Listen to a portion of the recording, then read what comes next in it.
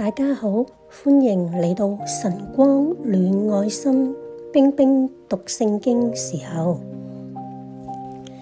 今日想同大家分享詩篇23篇，耶和華是我的牧者。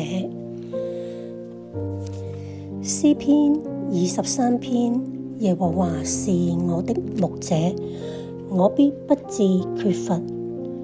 他使我躺臥在青草地上，領我在可安歇的水邊。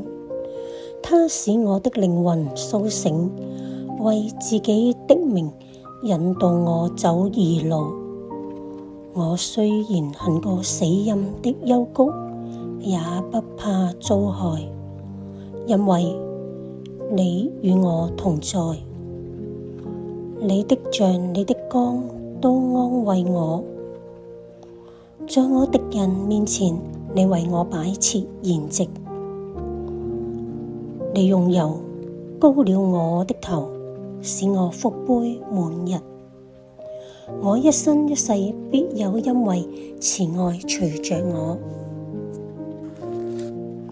且要住在耶和華的殿中，直到永遠。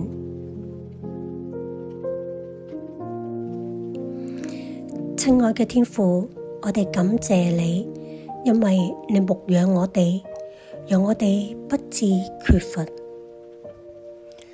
當我哋犯錯嘅時候，你總會用你嘅杖同埋竿安慰我哋同幫助我哋。即使遇到遭害嘅都唔怕，因為主你必與我哋同在。奉耶穌基督聖名祈求，阿門。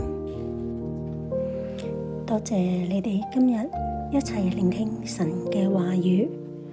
如果你鍾意呢條片，記得 Like、Share 同埋 Subscribe。我哋下次一齊再讀經禱告啊！願主祝福你，拜拜。